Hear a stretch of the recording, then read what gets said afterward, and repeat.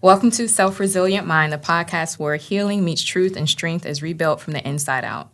I'm Dr. Alicia Self, and this space was created for the woman who has been silenced, manipulated, underestimated, or emotionally drained, but refuses to stay broken. Here we talk about narcissistic abuse, mental health, trauma recovery, boundaries, faith, and the power of rebuilding yourself after the life tries to dismantle you. This isn't about playing victim, it's about becoming victorious. Each episode is designed to help you recognize the patterns, reclaim your identity, and remember who you were before the gaslighting, before the confusion, before the self-doubt. You are not crazy. You are not too emotional. And you are not the problem. You are the prize. If you're ready to heal, grow, and develop a self-resilient mind, you're in the right place. And we have a special guest today. Our special guest is Miss Sharita Hawkins. I've known her for years. I've been on her podcast as well, and she has allowed me to tell and share my journey and my story. So I'm privileged to have her on the Self-Resilient Mind podcast. So let me introduce her. Ms. Sharita Hawkins is a content creator, educator, licensed cosmetologist, and certified hair loss specialist with over 30 years of experience in the beauty and wellness industry. Sharita is also a single mother of 4 and a woman whose work goes far beyond hair. For more than 3 decades, she has had the opportunity to speak into the lives of countless women, helping them navigate healing, confidence, and transformation from the inside out. Her purpose is deeply connected to women and healing women, walking them through restoration, identity, and growth. Transformation isn't just something she teaches, it's something she lives and breathes. Sharita believes God uses her story, her expertise, and her voice to touch lives and create lasting impact. Her mission is rooted in faith, service, and empowering women to rise no matter what they've been through. So welcome to the show, Ms. Sharita Hawkins. Thank you. All right. So Sharita, I know that I shared my journey. We kind of talked about that, how we met in the beginning. Mm-hmm. And as if you haven't saw that episode, Ms. Sharita and I met through services that we used to do for each other. I used to do her lashes, and she used to do my hair.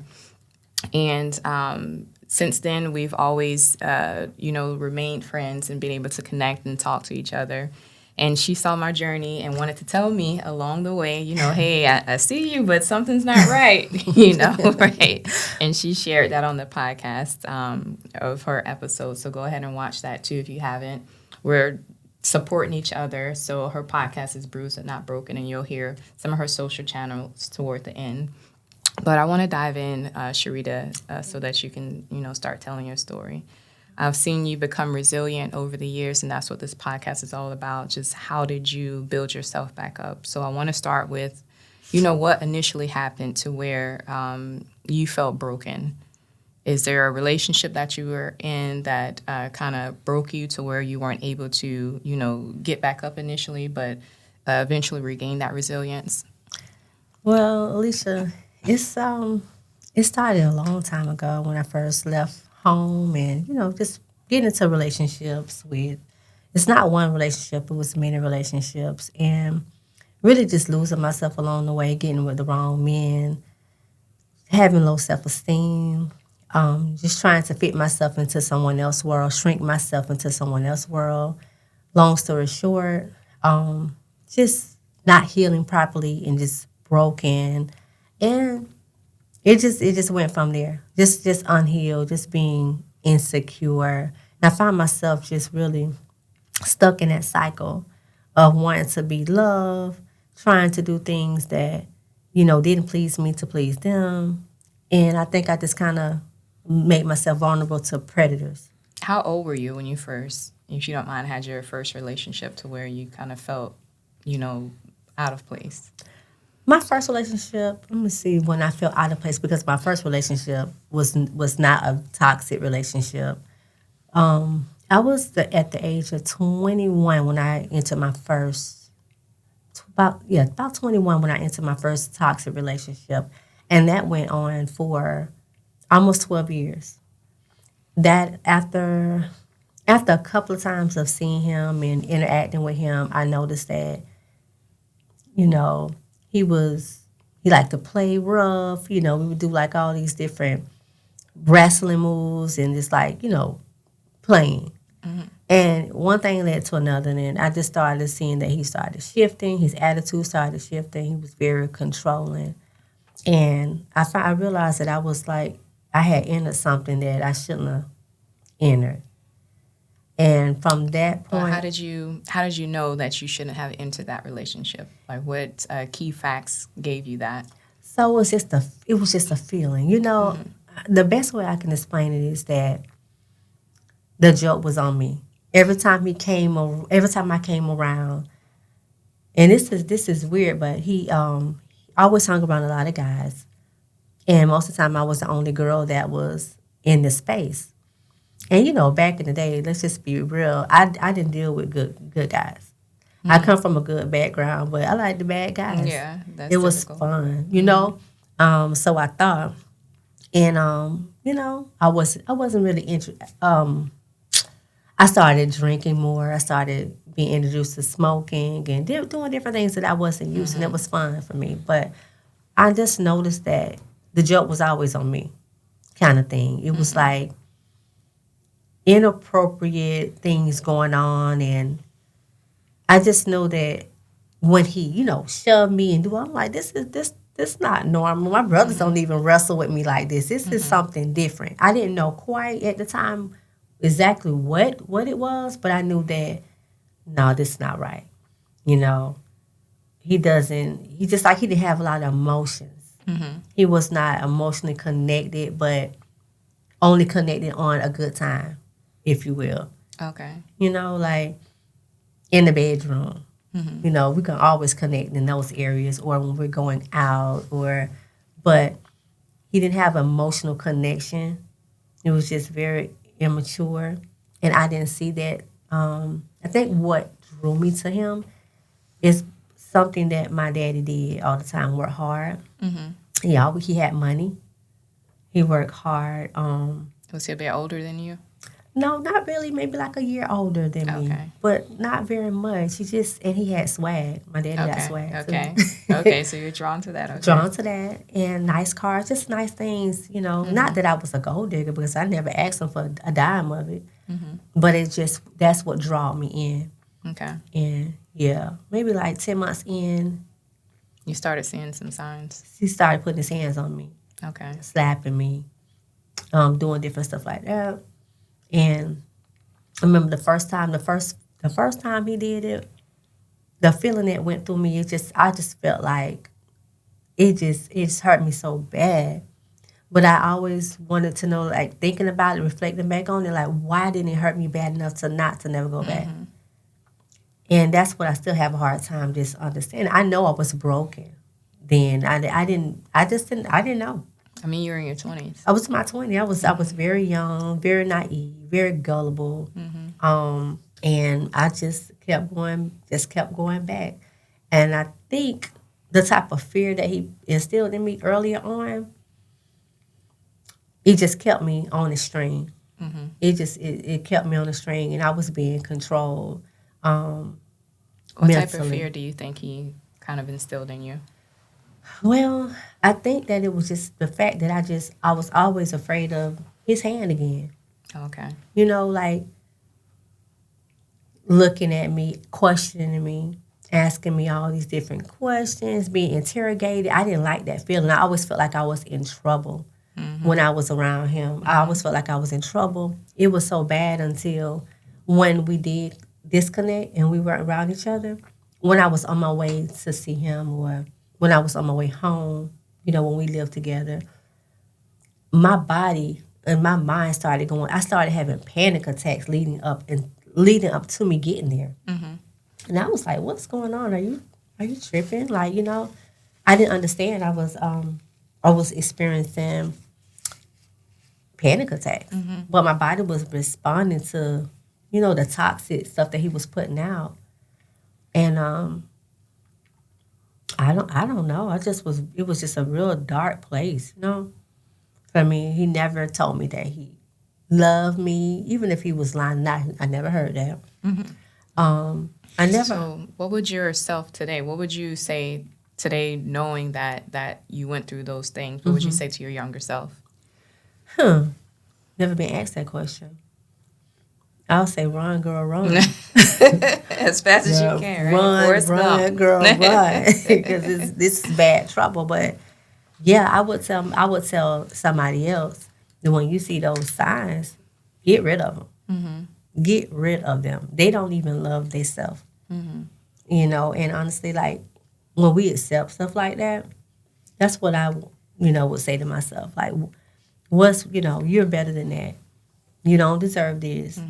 If you don't love yourself, then how you expect for them to like you or love you? You know, what's wrong with them that they have to, you know, beat you and do all this stuff to make them feel good? Something is wrong. Get out. Yeah. So what Get you've out. learned is to value yourself. To value basically. yourself. Like when we're in our 20s, because I went through the same thing. Many times we don't understand that the true value of loving yourself. Right. You know, even the space of knowing yourself, how you operate, all of that you should understand prior to getting to a relationship. Right. And many women or young ladies don't understand this until they get into, their 30s, sometimes 40s, or even 50s. Correct.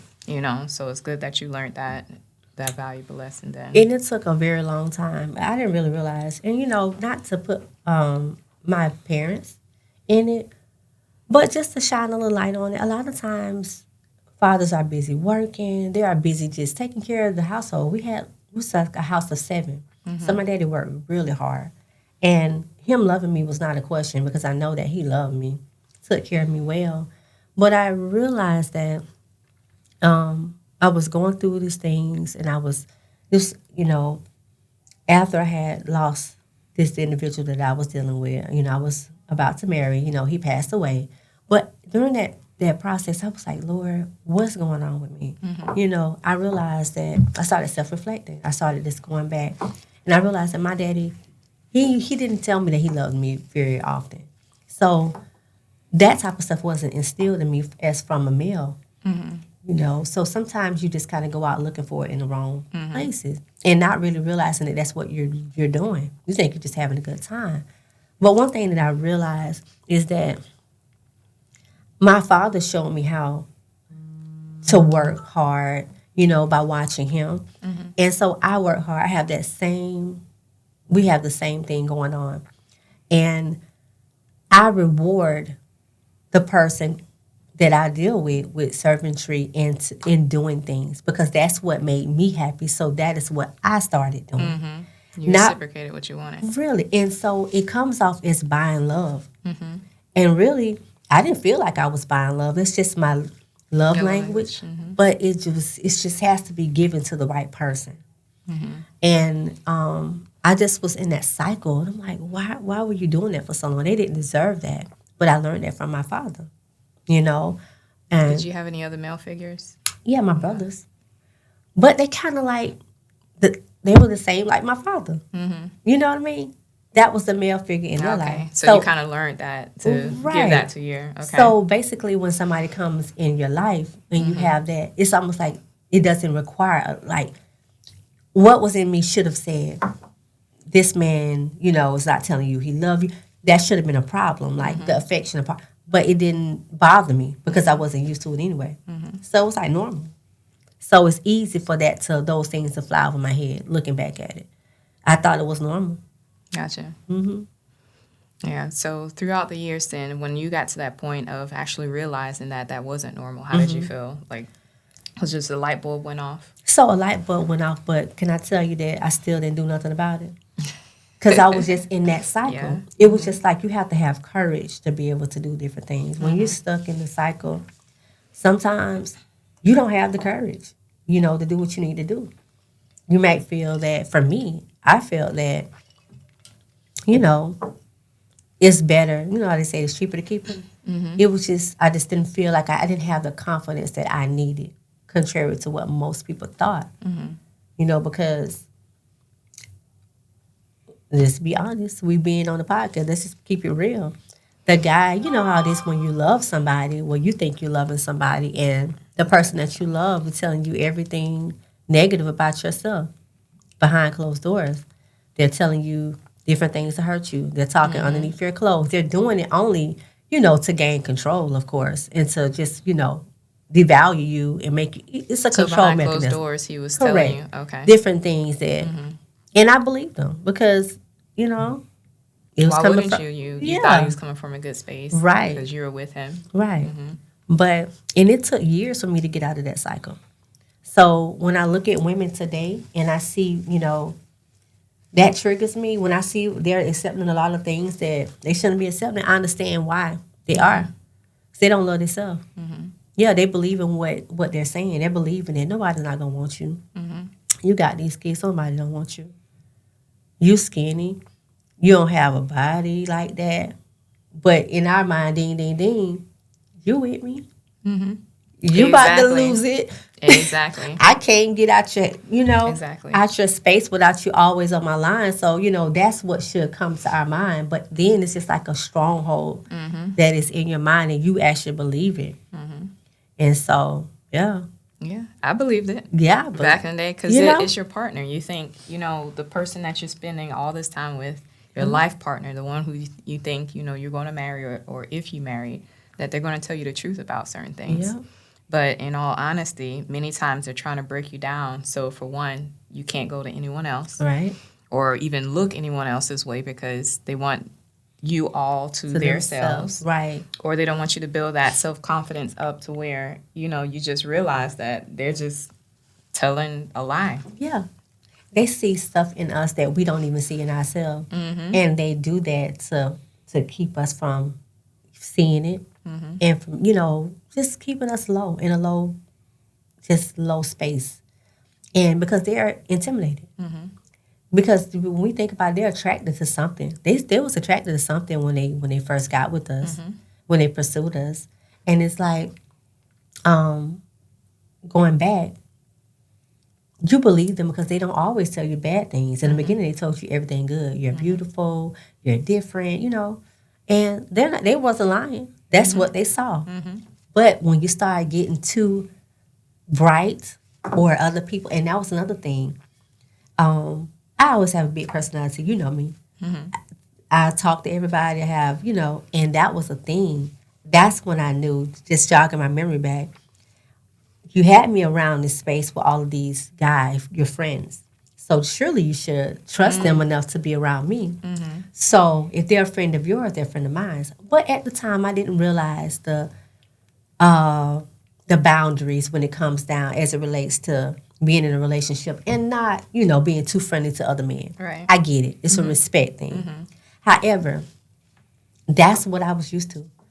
I was just always just so bubbly. And I feel like if I'm being nice in front of your face, then I don't have anything to hide. It's a big part of this. Just, and I learned that later on. Yeah, that's main code. That's right. And I get it now. But, that is when, the pretending in front of the guys, and then I paid for it behind closed doors. Then it was all of the questioning. I seen how you was looking, like how you was saying. I seen how you was looking. Did he try to talk to you? Why you was wearing that?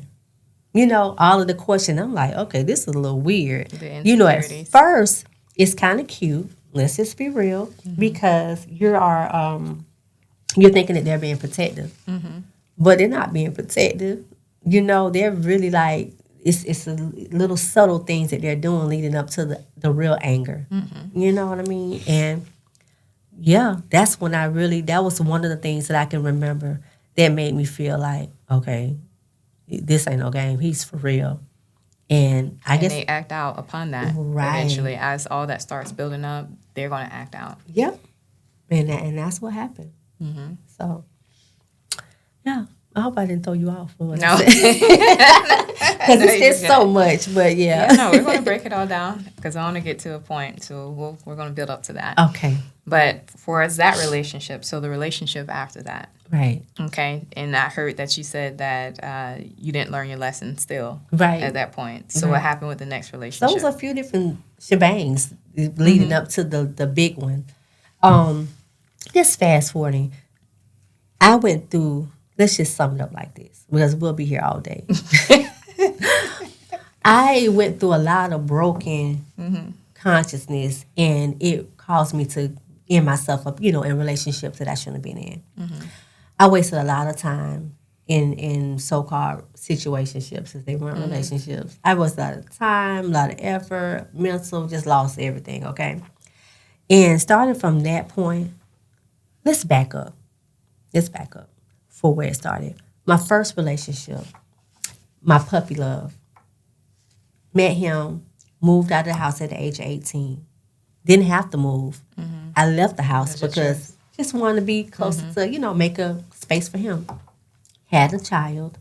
We were like very close. He was a good guy. He passed away later down the line, but he dealt with a mental condition, right? It was unclear to me what went on. When he left, okay, when he started going through his mental battles, I didn't understand it. So I just pretty much just pushed him away, okay? Even though we weren't married, it was like a death that took place because one day he was perfect and okay, and the next day he spiraled, and I never got back to him. He never was the same. At that point, that is when all these other men started getting close to me because I used them. Now I can say that. To be close to me, to protect me from the things that my first boyfriend was doing because he was spiraling. He was showing up at my house. He was knocking on the door because in his mental state, I can imagine that he felt like, this is my home. Why are you not letting me in? And I get fooled every time I think about that because I can imagine. I thank God for my mind every day. But that's what happened. So I started being introduced to, other guys. And I'm like, okay, I keep them around because I needed protection. I was afraid. And that is how that relationship, that abusive relationship that I was referring to, that's how he slipped in. Okay. Just being in that state. So after that relationship, I entered another relationship and another one. And it's a paper trail of me not being with myself for a substantial amount of time to be able to recruit and to, heal. I never healed. I went from one relationship to the next to the next. I thought I found the right guy. He passed away 2015. We didn't get married. I know now that he couldn't have been my guy because if he was, we would have been married. It wasn't in God's plan. Right. I went through a very dark place. I never ever knowingly experienced depression. Went through that 7 years, going into 8th year. No sex, no late night ministries, no come through ministries, like no on the phone, no nothing, straight grind mode. Church, finding myself. When I found the Lord, when I received the Holy Spirit, when I got saved, in our world we say we got saved. When I got saved, it was just I was learning about God. I was just having this relationship with God, going on about my life. Somebody from my past came back. Always. Somebody from my past came back. Yes, we got to be careful about that. Because, and I always say, it was an inside job. Because all the other guys that could have had access to me, it wasn't that they weren't attractive. It wasn't that I couldn't have been interested it was because I was focused and I was trying to heal. And so this person that came back that I allowed back in from my past, I allowed him back into my life. Like I trusted him. He knew everything. He knew everything. We were friends from young kids on up. And he knew everything. That's how it is. Yeah. And got to be careful too because he just came in. In the beginning, your body, your spirit knows what's going to happen before you even know. I was rejecting him because it was hesitant in the beginning. And I was rejecting him. And I'm like, okay, well, you know what? Maybe it was because you've been by yourself for 7 years now. Girl, stop. You're sabotaging. This is what your mind tell you. And I believed it. And I was like, okay, why am I getting anxiety every time he comes around? Well, it's because... Your body talks. Yeah. And it's because our spirits was not equal. I was living for God. He was acting like he was trying to come my way, but he really wasn't. But he used that, as a way to get to me. He started coming to church with me. I was excited because I was like, okay, Lord, all right, you doing something. Because, I'm a transformation. I do hair. I love transformations. I realized that I love transformations in every aspect of my life. And so, all that started happening. And then, again, transformation. Broken, ugly to beautiful.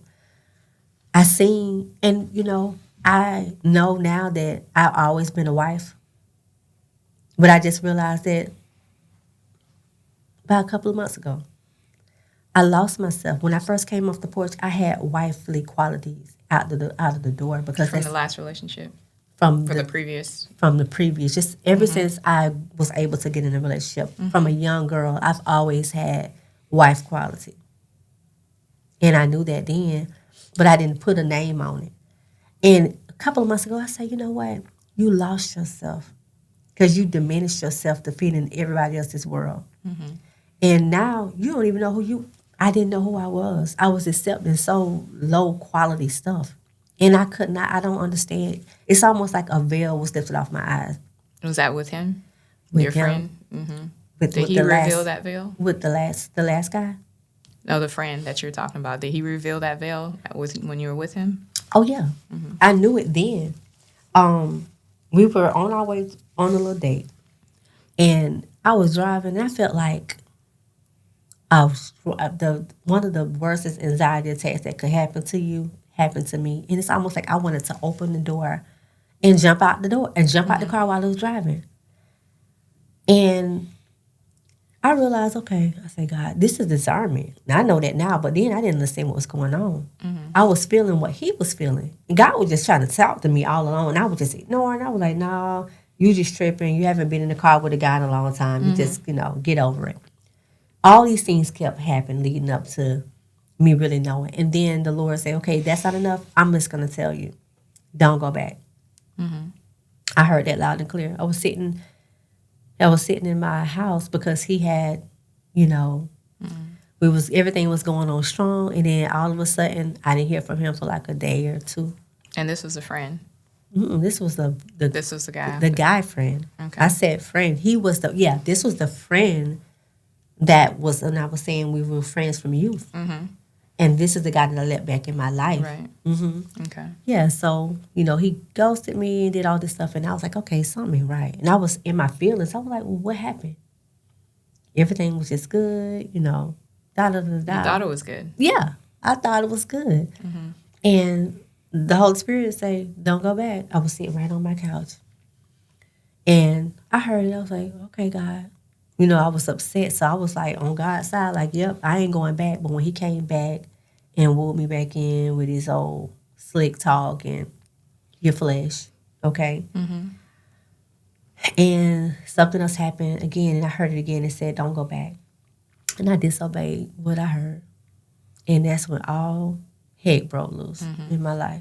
It's just one thing after the next. It started happening, and he was just like a person that's pulling from a well. When he came in a relationship, I had a certain amount of money. Not to go into full details, but I was very blessed. And girl, by the time this man left, I didn't have nothing. Did he encourage you to spend that money? Yep. He always made me, he had a way with making me feel like his ideas were like, he was helping me. You know what I mean? Or and you would fund those projects? Oh, yeah. Okay. Yeah, I would fund the projects. Because, of course, any woman that cares for somebody, it's just something that a woman that you just want to help them in some kind of way. And that's what happened. He wanted to do trucking. He was all over the place, double-minded. All these things that was... Yeah. Girl, you in the church. You don't know this stuff. You need to read your Bible mode. This is the Bible talking about it. It talks about all of that. Look, test the spirit by the spirit. What is he doing? He was very manipulative. Oh, my gosh. He was so manipulative. It was like... That was another lesson for you to learn. What I'm hearing is that you had a lesson to learn from the first one as you start building up. These are all separate lessons that you learn with every person. Yeah. All right, and I'll tell you a story, too, real quick about that. As far as a friend, I had a friend, too, that I knew back since, after the marriage that I got out of. I started talking to a friend that I knew back from high school. And that friend, you know, is familiarity, right? So you're thinking, okay, well, this person that has known me, you know, since way back when, they know how I am. Right. But you don't really know that person until you get into a relationship. You're on friendship level, but beyond friendship level, when you first get into that relationship and you actually start understanding who they are, Right. the mask comes off. The mask comes off, girl. All right? Because friendship and relationship are just two different things. And you think sometimes you can combine the two. Jack of all trades. Jack of all trades, but master of none, Yes. right? And that's what it sounded like you were going through. Yes. But my thing is, I'm not funding any projects. Back in my 20s, I would. You did. I would have. I'd be like, okay, cool, yeah, let's jump on this, let's jump on that. Right. But now I'm just like, I'm to a point where I've managed so many people, because I used to manage over 200 people at Lakeland Regional. I used to be a supervisor over there. Just dealing with so many personalities, I was telling him, like, you can't have 10 different licenses and think you're going to, accomplish something. Yeah. You're all over the place. Right. I was like, let me know, because now you're coming to my life thinking that you're now supposed to be the man. Right. But I can't see you as a man because you don't even have any vision of where you're going. Right. Right? That's it. So if you see a person that has so many accolades, they're just, oh, I do this, I do that, I do this, I do that. Red flag. It's a red flag. Like many people have like 3 or 4 different things that they do. Okay. Right. But like 10 different things and they haven't mastered any of them. Yes. That's a person that you want to run away from, especially as a man, because they have no leadership qualities. They'll convince you that they have all the leadership qualities in the world, that they're doing this, that they're doing that. But those are just huge red flags. Oh, my God. When I tell you, red flag city. Mm-hmm. I mean, oh, my gosh. I'm like, how dumb could you be? But I was just... No, I wouldn't say dumb. That's just a lesson you have to learn. Oh, I know now. But then, just call it what it is. It was just like, I was all over the place, too. Let me just tell you. Because I was just like, like, oh, yeah, let's do it. Because he's leading you as a man. Exactly. And that's what I respect. Mm-hmm. That's what I always... And let me tell you, he definitely have leadership skills. Mm-hmm. He's just a manipulator. Like we could see he has very manly qualities, very leadership. Mm-hmm. That's what I was attracted to. Right. But it's like all these other million things, honey. He was just a mastermind manipulator. Like he woke up to get over on somebody. And I wake up to get over. All right, now I'm telling you, girl, it was sick. Oh man. But yeah, but it was, I let that happen. Mm-hmm. But it didn't last for as long as he probably wanted it to last. Because at this point, like I said, after all those, I realized I'm like, But sometimes we just stay in stuff because we're embarrassed because we done told everybody else, that the person's here. Right. Mm-hmm. So that was one of those type of things. I was like, yeah, you about to get out of here, buddy, but I'm just trying to figure it out. Yeah. But I knew I knew he wasn't going to last, but it was just the damage that he did in a short amount of time. Imagine how much damage you would have did if you stayed with him, though. Girl, imagine. It could have been, oh, my God. I was saved. Mm-hmm. Let's put it like that, because I could have been locked up and all kind of stuff. This man, God was saving me from something that was far bigger than what I even imagined. I spoke to another woman, and I told her it's a similar story. Like, if you see these signs, go ahead and get out, because it can save you a lifelong years of heartache and everything else. I was with my partner for 6 years. Uh-huh. And the day after the marriage, I was going to get divorced because of what occurred at the wedding. The day after, he was texting women, asking for sex and everything else. I remember, what, girl? Now, how did you feel about that in that moment? I was like, I don't want a Kim K wedding, because Kim K got married. That was all that was in my head. And I was embarrassed. Right. You got all these people that showed up for the wedding, but you want to get a divorce the next day. Yep. I have a friend, and I say that only to tell this story. I have a friend that got married recently and is going through some things with her husband, but the signs were there beforehand. People were told her, I don't think you should get married. I even told her, I don't think, this is the right person. When you go through a narcissistic relationship, even through pictures, I saw in his eyes he wasn't right. I've never met the man. And I was like, but every woman has to make their own mistakes. Yeah. And every woman has to go through their own battles, because you can't intervene with what God is trying to show them. Okay, so she had to go and learn her own lesson. A couple of months down the line, he did something. And it was something to where she had to move back in her own place. And I say the story to say, like, all the signs were there, in the beginning, even going through, different sessions or therapy, whatnot. That guy is showing you who he is. It's still us that we want that whole ultimate dream. And as women, we've been sold that the end dream is marriage. Right. That, you want the white picket fence, you want the husband, you want the kids. Right. A lot of times that's not your end goal. Many times. Really? Many times that's not, everybody's not meant to get married. A lot of times that's not every woman's end goal. The end goal, to me personally, that I found out is for you to love yourself. Right. For the woman to, true love comes when you actually find out who you are, who yourself is. And that is the ultimate goal of love.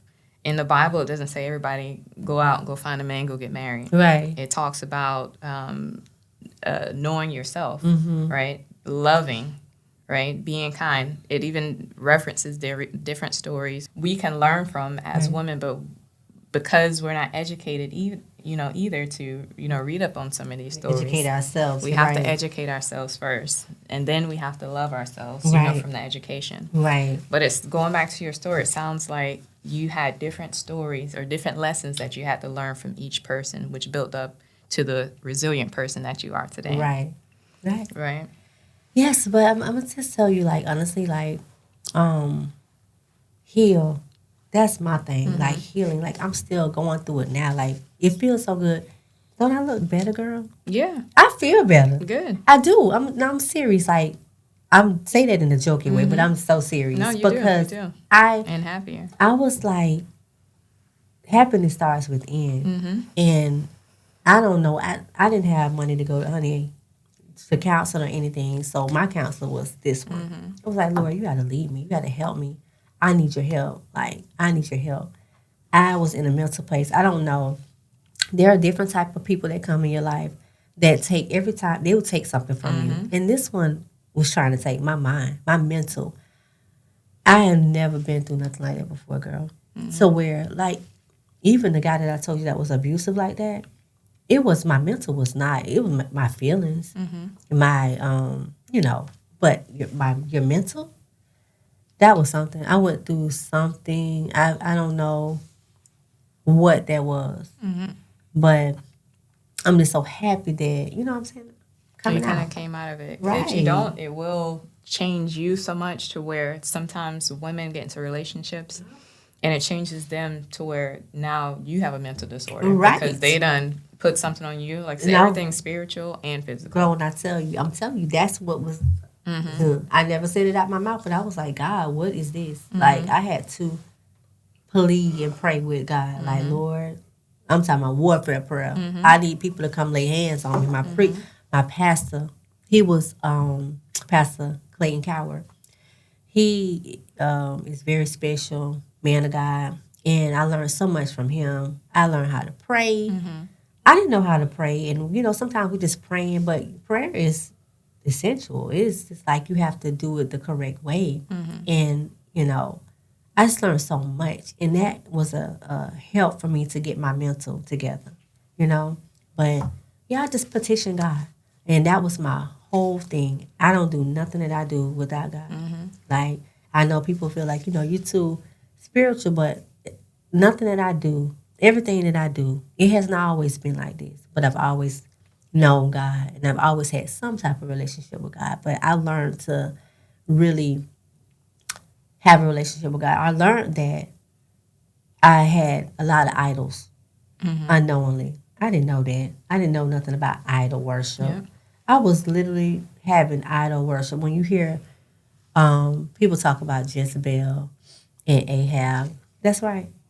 But don't one of them wants to be worshipped, and the other one wants to worship the other person. That's what I was doing. I was like idolizing these men, putting them in places that they shouldn't have been. And I didn't know that's what I was doing, because I was searching for something. It should have been God. Exactly. Yeah.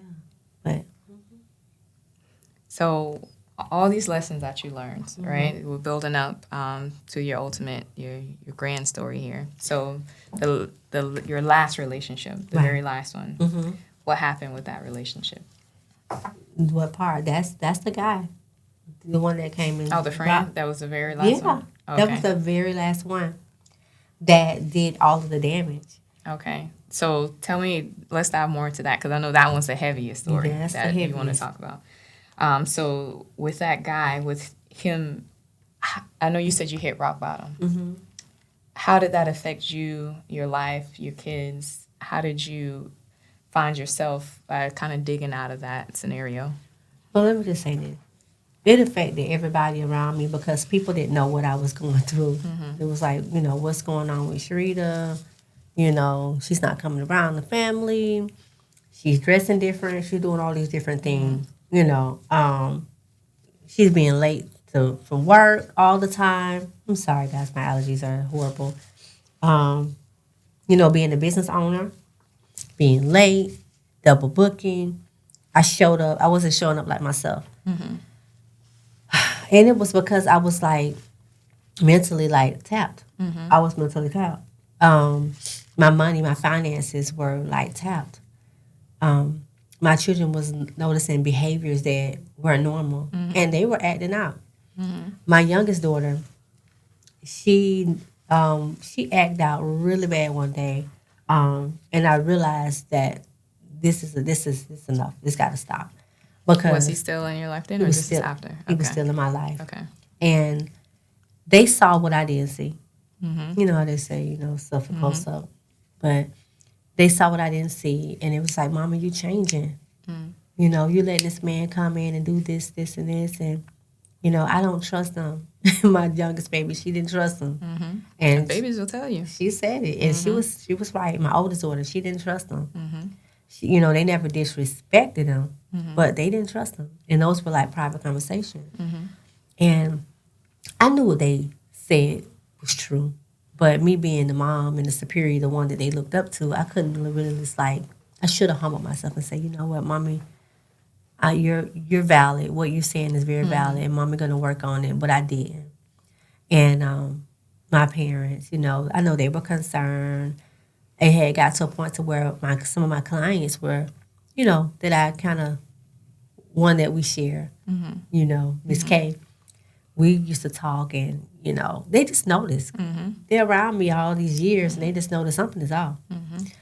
And it was like, this was the most hurtful part for me. Mm-hmm. And I was like, I lost my shop. Mm-hmm. I couldn't say that. Mm-hmm. I lost it. I lost it because I couldn't keep up with it no more because I was tapped. Mm-hmm. I didn't have money like that anymore. And what did he do? Did he try to help? No. He always, it was always these things that he was about to do, or I'm going to do this, but mm-hmm. this person didn't come through, and it was always somebody else. He would never take accountability for anything. He would ask me for different amounts of money to go and, do these ventures, and he was supposed to get a good profit off of it. And so he was still asking you for money while you were still trying to rebuild yourself and make sure your shop. Right. Okay. And so coming from a world, from my past, that was a big thing, flipping money. Mm-hmm. So I understood the concept. I understood, and it made sense what he was saying, mm-hmm. but he just was taking the money and doing other things. Mm-hmm. And I, later found out that he probably using that money on other women and all kind of stuff. It was funding his image, basically. Yeah. He wanted to be a promoter, and he was real. He seemed to be really big, but really it was just all for show. Yeah. That's all. Mm-hmm. And the whole gag was he used me for financial gain to be able to support his pretend doing. Like, mm-hmm. that's it. Even if it was another woman. Yeah, it was definitely other women, and he didn't care about them either. They were a part of the script as well, mm-hmm. to make him look good. Mm-hmm. It was all like a strategic plan, and that's what it was. And I had to really like look at that thing like, girl, you didn't see this, but I'm telling you, it was very deceitful, and I did see it, but I can't tell you enough that it was a stronghold. It's spiritual battles that you go through, and you can see it can be in plain sight. Yeah. Once they throw that hook in there, and they have that hook in you spiritually. Yep. It's like you can't see anymore. People can come tell you Girl, he whatever. robbing you. Right. No, he ain't. He robbing you right in front of you. Girl, Yeah, go ahead. He's yeah. just taking. You see, he's taking this and going to. He's gonna donate it. This for You know, us, girl. something. What you Yeah, talking about? anything. Right. And he can tell you, I'm robbing you. No, Right. you're not. So that mask is heavy. It's heavy. heavy. And a lot of times they're dealing with witchcraft. You just don't Yeah. really know what you're doing. Mm-hmm. I've learned so much since then. Mm-hmm. And not just through experience, of course. Yeah, I've dealt with men that was dealing with that. But I later learned that that's what they were dealing with later. And it's like, God loves us so much to where he will blind us just to protect us. Because I can tell you one of many times where I realized that this guy was dealing with witchcraft. And I was like, okay, what is this dreadlock doing in my underwear drawer? I'm like, a dreadlock in my undies? Did he have dreads? He had dreads, but they didn't match. For some odd reason, they didn't match his dread. I'm like, what is this? And me just being just cleaning up. I'm like, oh, let me just throw it away. Okay. But that was the protection of God in my eyes because he didn't let me get horned in on what, it really was so it can scare me or anything. And I just used to remember lots of things that he would do that I later learned that, okay, this is all these pennies everywhere. He used to hate it when I used to touch the pennies that was in the windowsill. I'm like, what is this? And I didn't know. I was just cleaning up. Let me get this stuff and put it in the change drawer. Yeah. But I later learned that was something that he must have, been tapping into. And all these things, so much, I could just go on and on.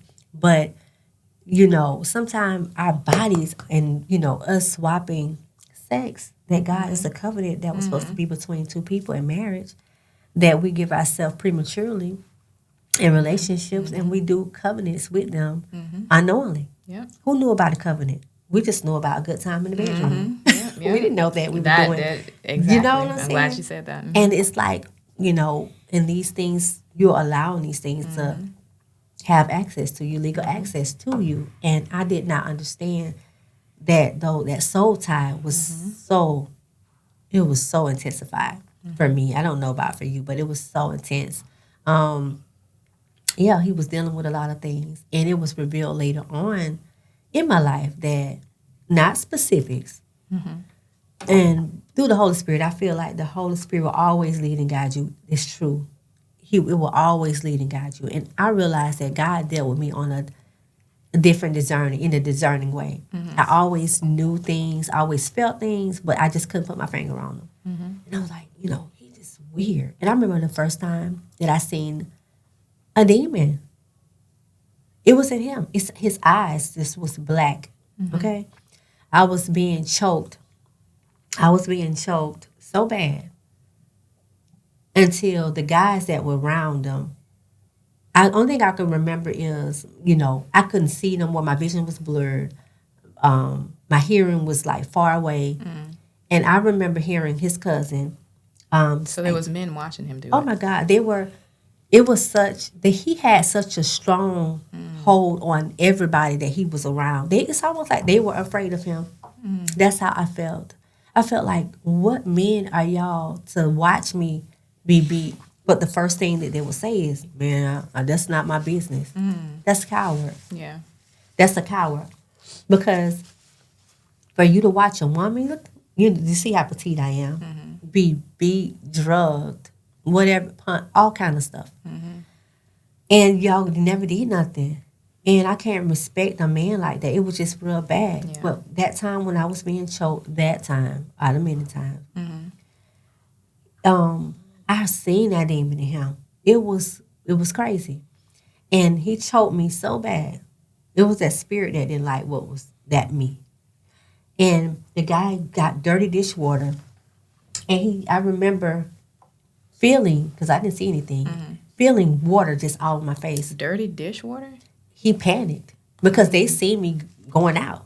I felt like I was dying. He must have panicked and got dirty dishwater and, just kind of scooped it out and just like, hey, and I could feel him patting me on my face. And The one that was choking you or someone else? the one he choked me and left after, Okay. you know, but they were trying to Okay. get me back, bring me back to a conscious state. And that was like, I thought I was dead. But I remember you saying you said something specifically. What did you say while you were getting choked? Who did you mention? What, Jesus? Yes, I called on the name of Jesus. In my mind, I can just hear myself, Jesus, Jesus.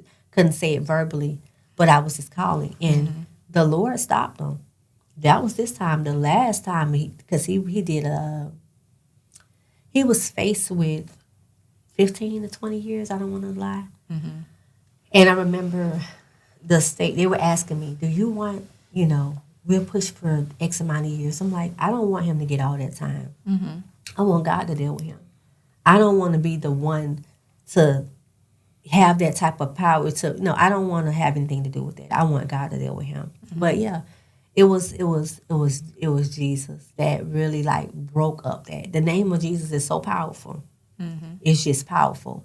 And anybody that does not believe in him, I don't know what's going on. I mean, you breathing for a reason. You breathing like, for a whole reason. Yeah. But yeah, he did that so many times. Like I can just tell you so countless amount of times that I was abused in different ways, and in front of my children, just degraded. But out of all of the times that I have been disrespected, the type of things that he would do wouldn't break your mental down. He was like a big child, and a lot of them are like big kids. He was so immature. When he got hungry, like a big kid, he had temper tantrums. And I took too long. I remember, I think he must have told me to go to the mall to get him something to eat. And I did it, but I took too long because I think I was doing hair. And I was doing it from my home at the time, and, had to get my money first. Right. And so when I got him something to eat, when I got there, you know what he did? I remember him taking a plate of food and just, my kids were in the back seat, taking a plate of food and just dumping it all over me. On you? The food that I gave him, oh no, he took it and he just threw it all over me. And he took the drink and poured it all over my head. When he could have got his butt up off the sofa and went and got him something to eat. That's the type of stuff that he would do. Oh, wow. It was very degrading. And with different men, you go through different things. For him, it was physical and mental. It was all of them in one for him. But everybody had their own toxic way that I learned. And now I could spot a person a mile up. I kind of hate that I went through all of that. I'm happy about it. But because, I'm telling you, when you see that spirit, you can see it in anybody. Yeah. Friends, family, anybody. And it's like you can't unsee what you see. Yeah, that's the truth. But the thing is, I used to say I hate that I went through those, lessons too. I call them lessons, life lessons. But essentially, I'm okay with it. When you come to a space of peace and healing, you accept that those were just life lessons. You did have to go through it. Who knows what your ultimate goal is? We don't, none of us know what we're here for on earth. Right. What our ultimate goal that God has for us. Right. So certain individuals, they have to go through certain things. I know that certain people, we call ourselves empaths. Empaths are the ones who, take on a lot of So what, I was going to say, what is, because I didn't understand what an empath is. I'm like, is that a good thing or a bad thing? Yeah, no, I don't claim everything. Yeah, no. Right. I'm like, what's an empath? Because that sounds too spiritual or something. I don't know. I feel like it's God's chosen people. And I call the other side villains. And they're usually like bloodsuckers. Those are, your narcs, the dark leeches. people. Yeah, the ones with mental issues that try to put them on to you. So the empaths, we tend to go through a lot of things in life, and I see myself as an empath. And like I said, it's just, to me, it's just God's chosen people. You're going to go through a lot of things just so you can either, one, discover who you are and get closer to God. Sometimes he's putting you in certain situations so that you can come back to him and say, I see it, God. I'm sorry for leaving. I see it. I'm here. Right. And in certain other situations, he teaches you a lesson that you need to learn in life so that maybe you can break that generational curse of your family or teach someone else. Right. I'll tell you a story. I had a guy come to me, and he told me, he was like, and this is when I first knew I needed to get away. He said, there's somebody a little heavyset in your life that's dark that you work with. And, you know, I never worked with, like, anyone. Then I was in the real estate business with, it was my ex-husband. No, I'm saying the guy who told you this, he was, I don't know. He was like a nobody. He was like a spiritual person, just came to me. But he was like, he said, there's a heavyset, darker male that you need to get away from. I was like, well, I don't work with anybody but my ex-husband. Right. He was like, run, baby, run. Yeah, he didn't say it, but he was like giving me that look like, that's who I'm talking about. You know, he said, I can see you had a lot of pain in your life. And he said, I know that you're worried about your kids. And he said, all the things that you've been through, you paid the debt for your kids. And that was heavy for me. I started crying at that point. But he was like, he said, you're going to be fine. You know, don't worry about you. Even financially, you're going to be fine. Him, he said some things I don't want to say on camera. Right. But it goes to show that, like, in the spiritual world, people are working for you. Even, I don't know if it's your answers. I don't fully understand. I do know I did see something, too. I saw a reel once on, I think it was TikTok or Facebook. And the guy, he calls himself a witch himself. He said, I'm a known witch. And he says, I do things to people. He says that somebody hired him to go after a lady to basically try to unalive her.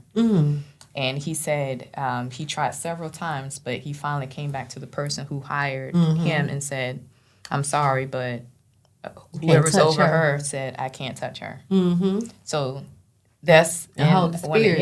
When I heard that, I'm like, you know, that's us. People in our lives, no matter what we've been through, we know that empaths are usually people that can't be touched. They're God's chosen people. You are here for a reason, and you have a certain purpose and a mission. I know if God be for you, can't nobody be against you. Nothing will stand in the way. That's what I do know. And even if God has to do things to allow you to be broken, it's out of love. It's still all love because he's bringing you back, like you said. And for me, I know that, and probably for you too, it's for ministry for me. I know that this is a ministry. I know that this is my purpose in life. I feel that empowering people, lifting, pouring into them, women, is, women, children. I love, it makes me feel good. I mean, I don't know, I've always been like that. I remember when I was younger, I always had friends. Remember the first friend that I convinced my mama to let her move. And she probably, you know who you are. But I just met them. And as a matter of fact, that was my first boyfriend. That was his sister. And I convinced my parents to let them live. And they had just moved down here from Rochester, New York. Like, I didn't know them like that. But it's always just had a thing for want to help or just, it just was something in my heart. And I got drugged a couple of times, like leading up to it, because, you're blindsided in the beginning. And you're naive to a lot of different things. But God develops you along the way. And like you said, if we didn't have these lessons in place and these situations, that we wouldn't know how to, not do them again. And so I am thankful. So, yeah, like I was saying, it was just, I feel like, just being a natural helper, just always want to help. So I know that God allows us to go through different things for certain reasons, because there's going to be somebody that's going to come after us that we're going to have to pour into like somebody poured into us. I always knew I wanted to help people. And it first started with everybody, like people, but I see there's a great need for women, to help them. But when I was in kindergarten, I used to get in trouble. There was this melanated boy that he used to cry because he didn't know how to do certain math problems. And he had a high top. I still don't know his name till today because I can't remember it. So I used to stay behind in PE, and this is in kindergarten, to help him. And my teacher, used to get infractions back in the day. So my teacher gave me an infraction for staying behind in PE in the room with him because it was just me and him. But I was I'm like, no, you can. I remember that day. Right. Like, it's vividly. 5. Yeah, just, helping him add the math problems. Nothing else went on. I was sitting next to him doing his work because I felt bad. He was crying, and I felt like the teacher wasn't helping him. So I'm like, I know the answers because I was good at math. Right. Yeah. So I helped him out. She came back in the classroom, started yelling at me. I got an infraction. You know, these infractions, it's just the end of the world when you're a kid. Right. And all this is a little mark on a piece of paper. Right. But you're like, oh my gosh, what am I going to tell my mom? So I'm going to get in trouble. So I went home and showed her this mark. And I can tell, you know, she was smirking a little bit, you know, in the sense of it's not that not serious. that big, but right. I'm just, oh, I'm so sorry. Because, you know, you took it serious. Right. You know, so if I got in trouble, that's what I got in trouble for back in the day, was helping people, like staying behind helping. And I see that carried with me in relationships, wanting to help people. Okay, I'm a problem solver. Right. So I'm like, okay, you got this problem, let me solve it. I learned throughout the years not to solve anybody's problem. Not a man's problem. If that man comes to me with a problem and we're in especially a fresh relationship, I'm looking for him to solve it as the man. Okay, you got this, X, Y, Z. Okay, so what are you going to do about it? Right. You know, I've learned, in my head, I already solved the problem. Right. But I'm like, you want to hear what you got to say about it. Yeah, what do you got? Right. Sometimes I might offer little, like, nuggets, like, hey, why don't you maybe, you know, do this? Right. But I've understood now at the point that I am in my life, it's not my job to solve everybody's problem. No. Like, even if, you know, your path here for women, right? You want to help women. It's not your job to solve their problem. Right. You can give advice. You can give your story of how you overcame different things. But you can't be like, girl, if you don't leave that man right now and get out the house, go ahead. Let me pack your bags for you. That's not your job to solve that woman's problem. They got to want to, or else they would envy you. And they'll not want to speak with you anymore because they think that you're the one who caused the problem when their situation is the thing that caused the problem. You lose focus of what, you know. Right. But you know what? Do you think, this is a question, do you think that, because I find myself in a place sometimes where I feel like going through all this stuff kind of can make you selfish in a lot of ways. I don't think it's selfish. I think it's self-love. Yeah, I guess I kind of don't, you know, have like a little struggle on that. You know, like, because I feel like I guess it's like when you're healing, it's unfamiliar. Because it's like you've been doing this, you're accustomed to doing this for so long. So when you start making a stand for yourself, it's boundaries. Right. These are names for this. People who understand it's boundaries, it's self-love, it's making sure that you are taken care of and that you're whole. If you can't pour into your own cup, you keep pouring into other people. So imagine this cup, and I'm sure you saw that demonstration. Yes. You keep pouring into somebody else's cup. Your cup's, a bunch of holes in it. Looking like this right here. What are you going to do? Yeah. Because you poured into everybody else. Now you're weak. You're not stable. You can't think.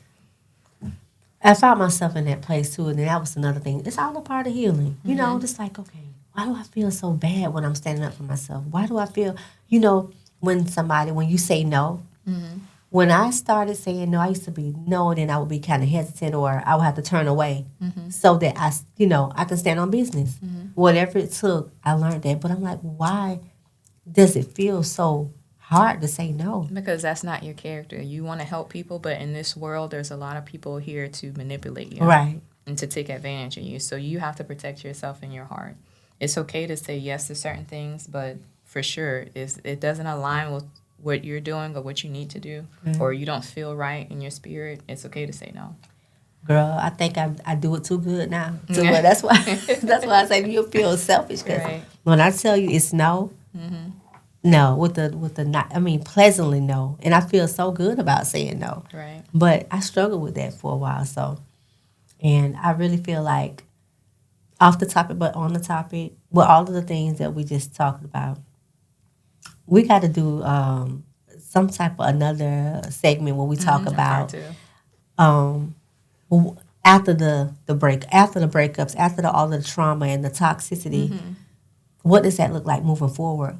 For me, I realized that sometimes you go through things so much, that's why you have to heal, is to go to counseling, because you self-sabotage. So things that could be good, you just don't. You don't know because you're hesitant. You don't know. You're hesitant on everything. And that's still a lesson. And that's the thing. And it's like, okay, So it's like life after, the guys left your life or whatever. I don't know how you want to say it, but life after that. What does that Right. look like? Right. And yeah, I'm not gonna be confined and held down by that. I'm gonna give it a chance again. This has not broken me, to the point of that I don't want to move forward in relationships and be married one day. I have So you still have that, Oh, you want to be married? my and- God, yeah. Okay. Yeah, good. I'm a wife. Okay. I'm a wife. So going through all those stages, how do you feel now, being that I know that you feel some resilience, right? So I'm going to ask you this question again. Okay. Looking back at your younger self, what would you tell her now towards the end of this podcast after you said all that and we, discussed several scenarios? I would tell her to love herself. Love yourself. Because if you don't love yourself, nobody will. Bury yourself in God. Because if you don't have a relationship with God, bury yourself in Him because He's going to direct your path. He's gonna direct your path. I feel like everything starts with God. I'm gonna say that all the time because without God, you don't have a clear path. You don't have a clear path. You're gonna be doing everything on your own. The Holy Spirit said He will lead and guide you into all truth and understanding. Why am I going through this relationship? Consult God in everything that you do, and wait for Him, and wait for Him for His answers. And if He don't answer you, then that's no. Yeah. Be obedient. All right. Well, thank you so much, Sharita, for coming on to the show. If you do want to reach out to Sharita, her social media channels will be in the content below. So we'll definitely plug your channels in so that you can reach her. If you do want to become a guest on the Self-Resilient Mind podcast, then that will also be below in the content. Please reach out and please DM me so that we can bring you on as a guest.